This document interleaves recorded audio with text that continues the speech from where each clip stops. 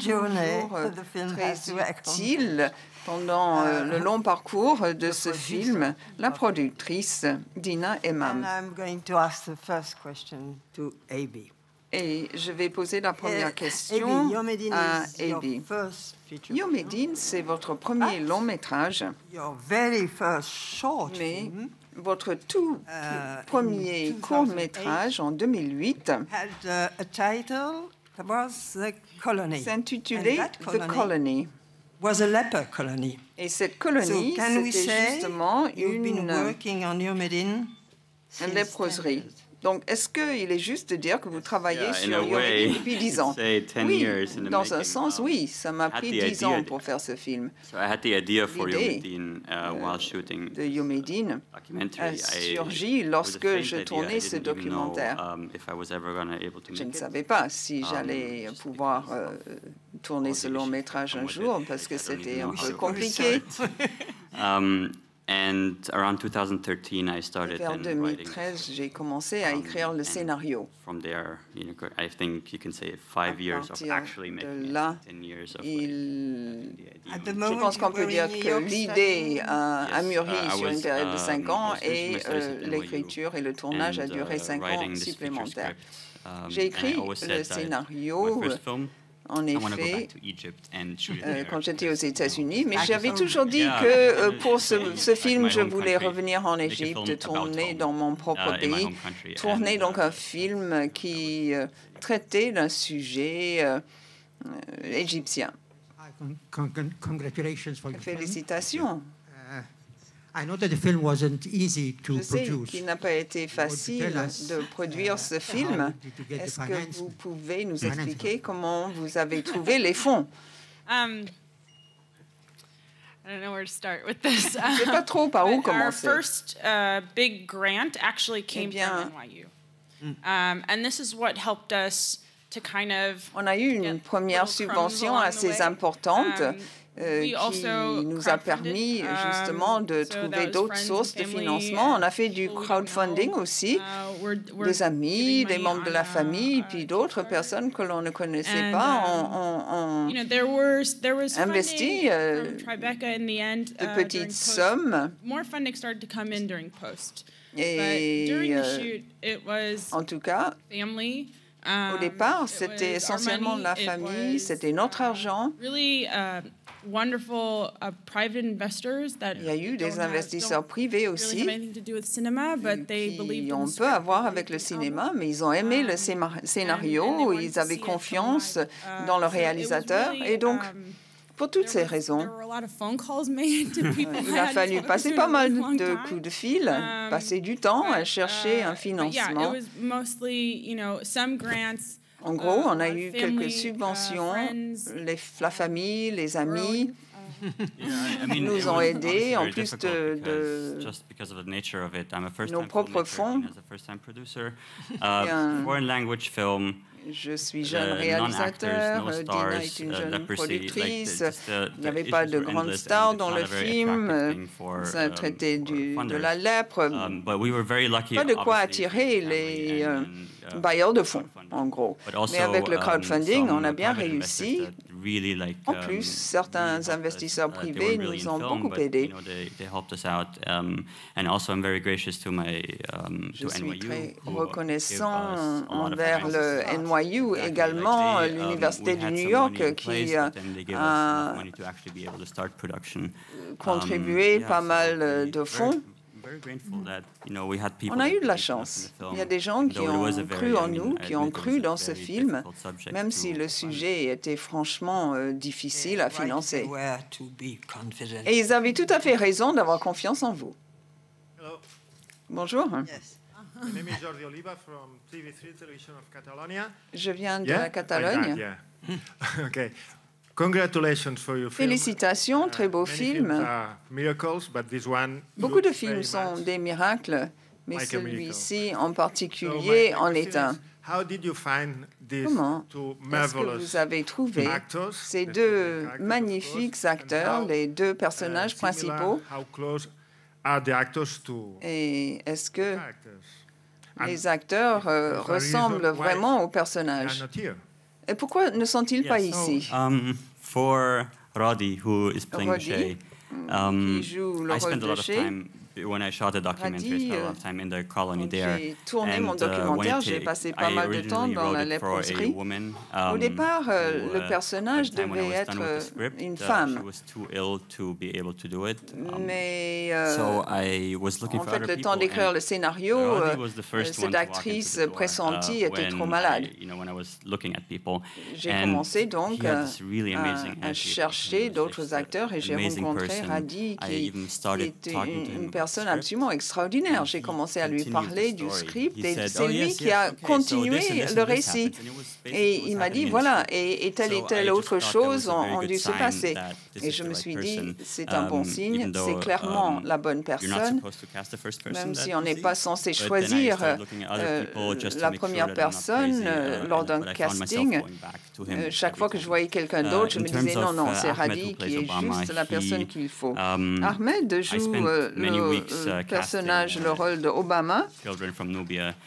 Et j'avais vu pas mal d'enfants en Nubie. Je m'y suis rendue et quelqu'un m'avait parlé d'Obama.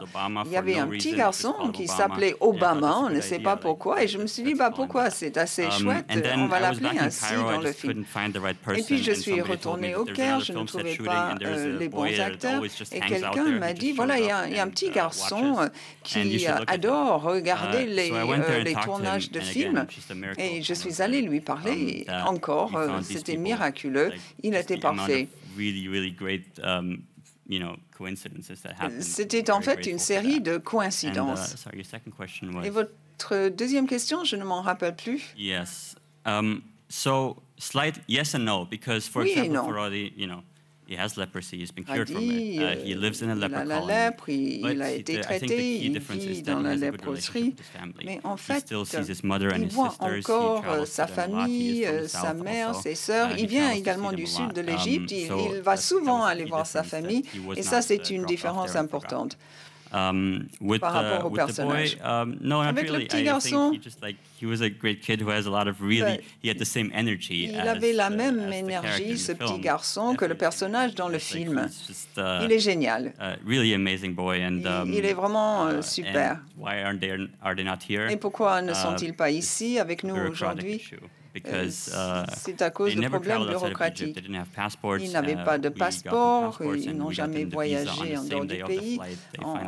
Ils ont eu des passeports, leur visa le jour même du départ, mais lorsque nous sommes arrivés à l'aéroport, le visa était valable uniquement pour la France. Et en fait, nous, on avait une correspondance à Zurich. Donc, apparemment, on leur a interdit de monter dans l'avion. Moi, je ne comprends pas pourquoi c'était tellement problématique, parce qu'ils ne devaient même pas quitter l'aéroport à Zurich. Mais bon, on n'avait pas assez de temps pour régler le problème. Mais on leur a promis. Ils ont maintenant les passeports, ils ont maintenant des visas, et puis on s'est dit que lors d'une autre occasion, il faut absolument qu'ils se déplacent avec nous pour qu'ils voient les fruits de leur travail, un travail très dur. Pour qu'ils vivent cette expérience, surtout Radhi, qui vit dans un monde totalement différent. Quand je lui ai dit, eh bien, le film a été choisi en compétition à l'étranger, et oui, il n'est jamais sorti de l'Égypte, il n'a jamais voyagé, et je voudrais absolument qu'il en ait l'expérience. Hello, I'm Mervet Milad from Akhbar al-Yom, Egypt. I'm really proud. Je viens d'Égypte. Je suis très fière de vous. Merci. I would like to know how the adventure that came you up till Cannes. How did you do it? Comment est-ce que vous avez réussi ce tour de force d'être sélectionné à Cannes? What are the steps? Quelles sont les différentes étapes à respecter avant de venir, en d'autres termes? Eh bien, comme j'ai dit au début, c'était difficile de tourner ce film. Beaucoup de gens ont rejeté le film, ont dit non. even when we had the film ready, et même it was lorsque le very film difficult. était prêt, ça a été And, assez we were very compliqué. lucky to have On a some eu de people la believe in chance. us enough. Il y a quelques personnes a lot qui of ont festivals cru said, en no, we nous. didn't Beaucoup de really believe that festivals Cannes was ever gonna nous ont dit happen. non, on n'avait jamais pensé qu'on serait sélectionné à Cannes. Yeah, I mean, this is a shock for us. So C'était une énorme surprise. On ne s'y attendait pas du tout. On a fait le film. Toute notre énergie a été investie dans ce film et on s'est dit, bon, ben, on verra bien comment ça se passe. Et voilà le résultat. Il n'y a pas de formule magique. No, I mean, I think you should never make a film that is aimed for any specific, like, jamais faire un film parce qu'on veut qu'il soit sélectionné à tel ou tel festival. Ce n'est pas la bonne manière de procéder. Il faut faire un film pour soi-même. Il faut y croire. Et si le film finit à Cannes, bah, c'est juste magnifique. Il ne faut pas que ce soit la motivation première. Il faut juste tourner le film qu'on a envie de faire. Il faut avant tout avoir envie de regarder le film. Si vous visez simplement un prix ou un festival ou une reconnaissance quelconque, le film ne sera jamais bon. Parce que le film ne va pas représenter vraiment tout un long parcours de travail, de passion, de motivation. Il ne faut pas donc viser un prix ou une reconnaissance. Il faut faire un film pour d'autres raisons. Ce qui compte, c'est de partager un vrai récit avec d'autres personnes et faire le meilleur film possible. Au niveau plus personnel, partager ce récit égyptien, pour moi, était d'une importance capitale. On voit un autre côté de mon pays. On voit les gens, avant tout. On voit des gens qui vivent leur vie. Mon pays est magnifique. Il y a plein de choses qu'on ne montre jamais. Et j'ai voulu montrer plein de choses. Il y a une séquence dans les pyramides, mais ce n'est pas les pyramides connues du monde entier, c'est une autre pyramide. On voulait voir un autre côté du pays, donner une autre image de l'Égypte. Grandissimo Federico. Félicitations. Très beau film, très puissant. C'est un peu un road movie. Parlez-moi de cette dimension-là du film qui m'a vraiment passionné et fasciné. Yeah, I mean, I think that goes back to the idea of like trying to show the country en fait, in a light that is montrer le pays autrement. Like, we never really go into Cairo, which is the center of. On n'entre presque jamais dans le centre du Caire. Je voulais montrer le pays entier, du nord jusqu'au sud. Et puisqu'à la léproserie, quand je tournais mon documentaire, la léproserie est située dans le nord du pays, mais les gens sont issus du sud. Je me suis dit, c'est une belle occasion de montrer ce personnage qui va traverser toute l'Égypte, mais juste avec un âne et une sorte de carrosse. Il est évident qu'il va rencontrer toutes sortes de difficultés. Ils n'empruntent pas un moyen de transport habituel. Donc, c'est un petit peu un road movie égyptien. Ça permet de raconter une histoire, de raconter l'histoire d'un pays qu'on ne voit pas toujours, le voir sous un autre angle. Une question d'Algérie. Félicitations pour ce film égyptien. Deux questions. D'abord sur votre expérience. Vous commencez, car c'est un premier film, c'est votre premier film, et vous vous retrouvez à Cannes. Qu'en pensez-vous? Ça en dit long sur votre avenir. Vous portez une lourde responsabilité. Vous menez le cinéma égyptien à un très haut niveau. Pensez-vous pouvoir rester à ce niveau à l'avenir? Deuxième question. Ce film commence un peu comme un documentaire. Peut-être qu'un autre réalisateur aurait souhaité faire un documentaire sur ce même thème et non pas un long métrage. Pourquoi avez-vous choisi ce format de long métrage plutôt que de documentaire? Car votre personnage principal devient un acteur. Peut-être devenir acteur plus tard aussi.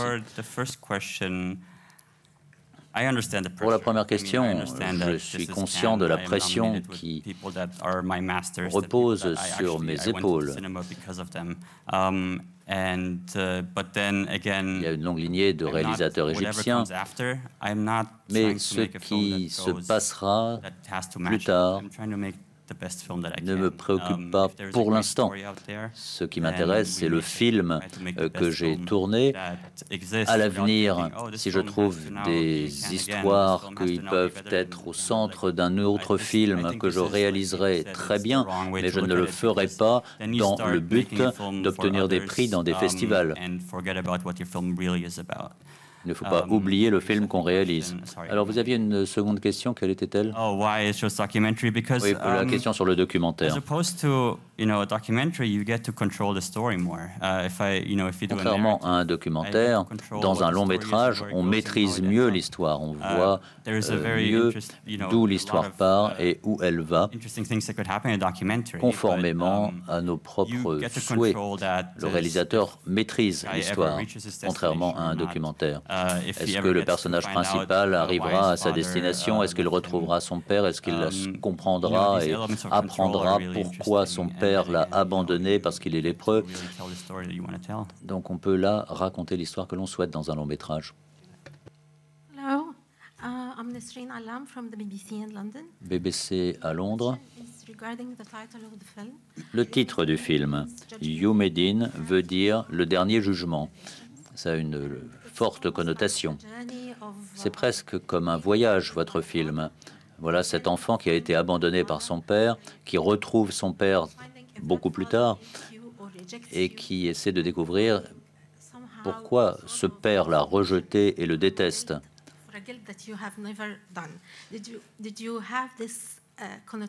Avez-vous voulu, par ce titre, donner une connotation religieuse à votre film?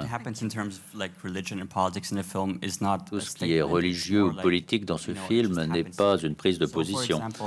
Par exemple, le titre de Youmedine est très intéressant car il y a beaucoup de personnes qui, pendant le tournage, étaient des croyants et qui souvent nous disaient pendant le tournage, au jugement dernier, nous serons tous égaux. Car souvent, les gens que l'on voit dans le film ont toujours été jugés par les autres en fonction de leur apparence physique. Le dernier jugement, peut-être un peu le fil conducteur du film. On peut le voir comme ça, ce film. J'ai eu une rencontre très intéressante avec une femme dans la léproserie qui m'a dit, quand j'ai reçu la bénédiction de Dieu, je me suis retrouvé dans la léproserie. Et elle n'était pas sarcastique. Elle était comme elle était, on ne pouvait pas changer les choses et il ne servait à rien de s'apitoyer sur soi-même, il lui fallait simplement poursuivre sa vie. Ce sont des gens qui sont croyants et qui pensent qu'au jugement dernier, nous serons tous égaux, mais jusqu'à ce stade, il faut continuer à vivre sa vie. Yes. How did you direct? Comment avez-vous dirigé ces acteurs non professionnels qui semblent aussi à l'aise face à la caméra? Comment avez-vous dirigé ces acteurs amateurs. J'ai consacré beaucoup de temps avec eux après le casting, à leur parler. Et sur 4 mois, j'ai essayé de leur faire comprendre ce que nous allions faire. Je n'ai fait que de parler de vie personnelle, j'ai voulu les connaître et au final, on essaie d'apporter davantage d'éléments qui concernent le film et leur rôle. Oui, c'est un peu en dehors de la caméra, exactement. Je leur ai parlé des éléments de base, l'ABC de la réalisation d'un film. Un grand obstacle est que ces 2 personnages principaux sont analphabètes, leurs acteurs aussi, donc il a fallu leur apprendre à retenir le texte, de savoir où se poser quand on tourne. Il a fallu les suivre de près. Et ils en ont beaucoup parlé ensemble. Ils se connaissaient déjà bien avant le tournage. Effectivement, quand le tournage a commencé, ça faisait déjà plusieurs mois que nous étions en contact. Nous avons même vécu ensemble à un certain moment, donc on se faisait vraiment confiance. Il y avait une confiance solide entre nous. Voilà. Une question un peu délicate, mais Radi a un visage de lépreux, il le sait. Est-ce qu'il s'est vu à l'écran? Ou est-ce que vous ne lui avez pas montré les différentes scènes qu'il a tournées? Pendant le tournage, vous voulez dire? Oui, pendant le tournage. Non, on ne lui a pas montré les prises. Parce que même avec un acteur professionnel, si on lui montre les prises, il prend conscience de lui-même et après, ça perturbe son jeu. Donc je n'ai pas voulu lui montrer les prises. Mais il était vraiment spontané.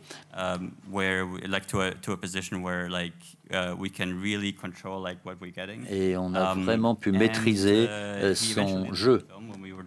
Au final, il a vu le film après le tournage. Et quelle a été sa réaction? Ça lui a plu. Il en est très heureux. Je lui ai parlé il y a quelques jours. Et il y a eu des articles dans les journaux égyptiens. Et je lui ai montré un de ces articles. Et puis, il y avait aussi des photos. Alors, il a téléchargé cela sur son téléphone et il n'arrête pas de regarder ces photos et ces extraits. On a lighter side, how did you two meet? And when did you Comment est-ce que vous vous êtes rencontrés tous les deux et comment est-ce que vous vous êtes rencontrés donc pour ce projet? Un ami m'a parlé de ce projet et je suis arrivée dans ce projet comme coproductrice. Au fil du temps, cet ami a dû faire quelque chose d'autre et nous avions déjà pris contact, nous formions déjà une équipe. Nous avions déjà une même vision sur ce film et il m'a demandé si je pouvais être la productrice principale. J'ai dit oui, d'accord. Et on n'a pas commencé à se mettre ensemble vraiment avant que la production soit ficelée. Ça a été très difficile, cette phase-là.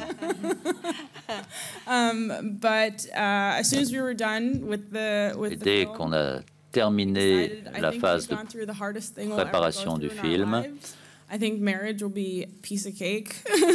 a traversé la période la plus difficile de notre vie et je pense que le mariage, c'était tout simplement facile après.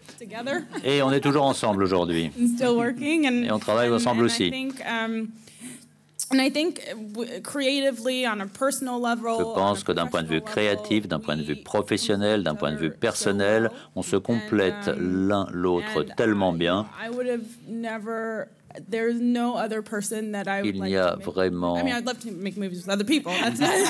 personne d'autre avec qui, non pas j'aimerais faire des films, parce que j'aimerais faire des films avec quelqu'un d'autre, mais personne d'autre avec qui j'aimerais vivre. dans ma vie privée. Voilà, je ne veux personne d'autre.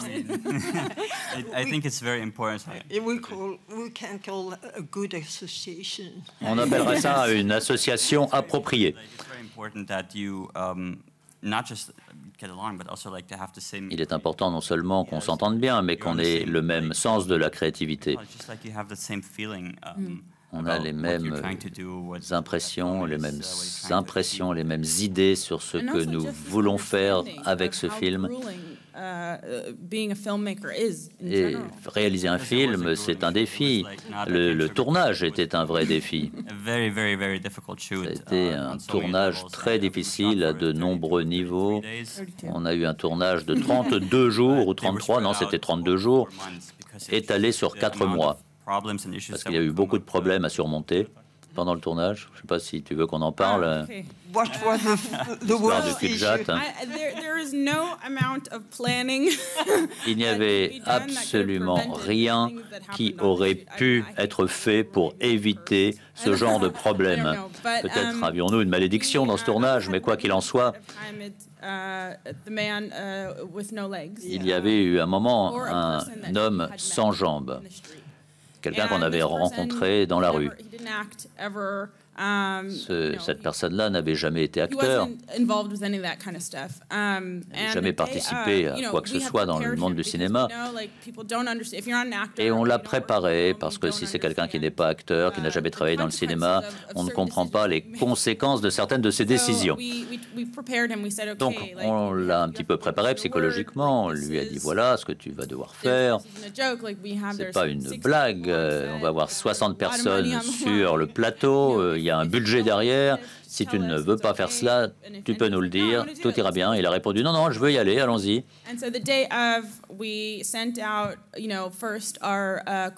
Et donc, nous avons envoyé une équipe sur le lieu de tournage pour préparer la scène.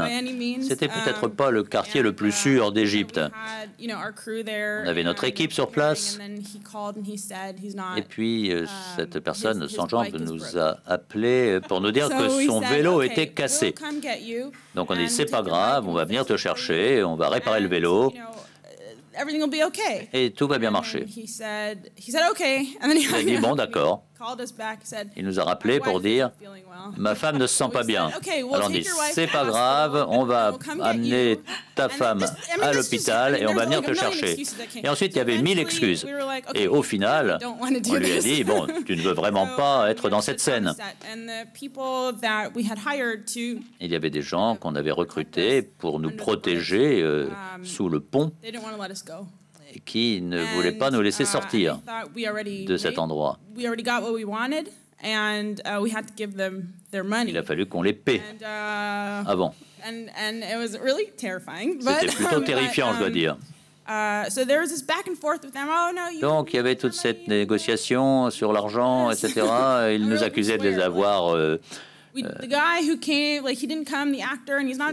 les avoir trompés.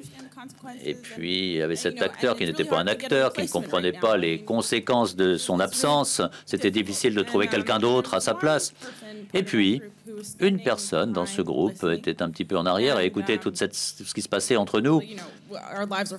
Et au bout d'un moment, nous, on ne se sentait vraiment pas en sécurité. Et il est venu, il a dit, la seule chose ici, c'est que vous avez besoin de quelqu'un sans jambes, d'un cul-de-jatte. On a dit, ben... Oui, on avait vraiment besoin de quelqu'un sans jambes. Et il a dit, bon, moi j'ai ce qu'il vous faut. J'en ai un. Et où est-il? Et ils nous ont amenés le lendemain, Yessart, qui n'avait jamais été acteur et qui nous a dit « Je veux ce rôle ».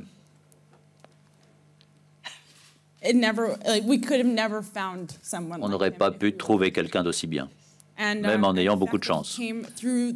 Et en plus, il est venu à nous de cette façon, dans une situation même plutôt dangereuse pour nous.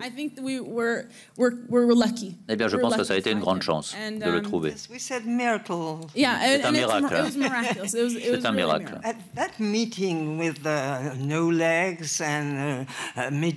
Rencontrer quelqu'un qui n'a pas de jambes, et à la fois, il y avait aussi, en plus de cette situation dangereuse, beaucoup d'amitié, beaucoup d'amour entre tout le monde. À ce moment si crucial, eh bien, on peut dire que le résultat de votre tournage est que You Medin est un film qui nous fait sentir bien. Oui, on aime bien faire des films qui amènent les spectateurs à se sentir bien après la projection. Pourquoi les amener à se sentir mal? Non, c'est un film qui nous amène à nous sentir bien.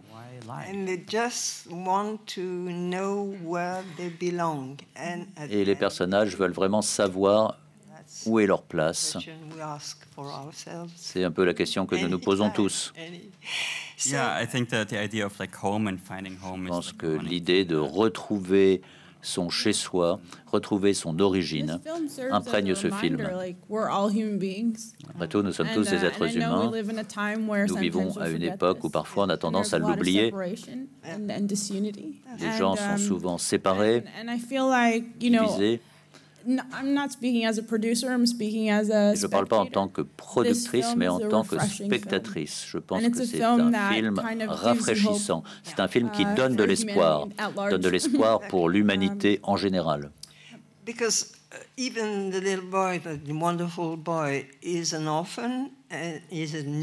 Cet enfant est nubien. Il est orphelin. Est-ce qu'en Égypte, les Nubiens sont un peu mis à l'écart? Non, je ne dirais pas cela. Nous, ce que nous voulions, c'est montrer une autre face de l'Égypte. Le principal personnage est chrétien, l'autre est nubien, mais nous ne voulions pas parler des mauvais traitements qu'on leur inflige. On voulait simplement raconter une histoire de leur point de vue et les laisser vivre leur vie. Encore une fois, c'est qu'on s'attend souvent avec les films du Moyen-Orient qu'ils soient imprégnés de politique et de religion. Ce n'était pas notre intention. Nous voulions simplement faire un film le mieux possible pour montrer la vie des gens qui sont en lutte, parce que la vie est une lutte, plus ou moins. Et nous essayons, ces personnages qui essaient de s'en sortir, qui essaient d'avancer. Et ça pourrait arriver ailleurs qu'en Égypte aussi. Nous essayons de faire un bon film et de montrer l'Égypte sous un autre angle. Et je pense que ça a marché.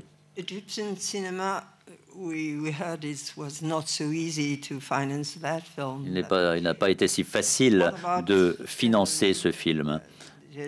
Mais le cinéma égyptien aujourd'hui, quelles difficultés rencontre-t-il ? D'abord, l'Égypte a une grande industrie et un grand passé sur le plan du cinéma. Le cinéma égyptien existe depuis une centaine d'années. Il y a beaucoup de films grand public. Il y a aussi en Égypte des réalisateurs indépendants.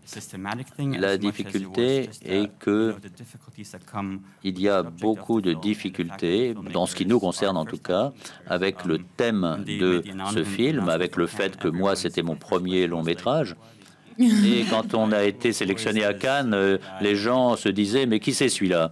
C'est qui celui-là ?» Et donc, la difficulté était que nous étions en dehors de l'industrie cinématographique égyptienne. L'industrie du cinéma en Égypte est bien établie. Cette industrie a un long passé, tellement long que je ne sais pas très bien par où commencer pour en parler. Je pense que le cinéma égyptien est sous-représenté sur le plan international. Well, of course, the question is now to Dina and A.B. Sharkey, what is the next film? Alors, vos prochains projets. Les prochains projets.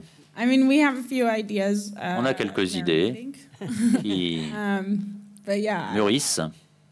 Obviously, there's like 5 different things that I would like to do next. Oui, il y a 5 projets différents que j'aimerais bien lancer. Mais n'attendez pas 10 ans par projet. I don't know how long is life. No, but I think that we're just trying to do a good story. On essaie de raconter une bonne histoire. Mon but pour le premier long métrage était qu'il se déroule en Égypte, chez moi. Mais je veux une bonne histoire, peu importe l'endroit où elle se situe. J'espère pouvoir continuer à faire de bons films égyptiens qui, j'espère, seront vus à la fois en Égypte et à l'étranger. Mais ce qui compte vraiment, c'est que l'histoire soit solide. L'histoire que l'on peut montrer, et lorsque les gens verront ces films futurs, ils percevront l'Égypte d'une façon différente. Ça aussi, c'est une question importante. Il y a tellement de préjugés, souvent négatifs. Je veux que les gens voient ce film et ne réfléchissent pas après à tout ce que l'on voit dans les médias. Je vous remercie beaucoup pour ce film You Medine. Merci beaucoup.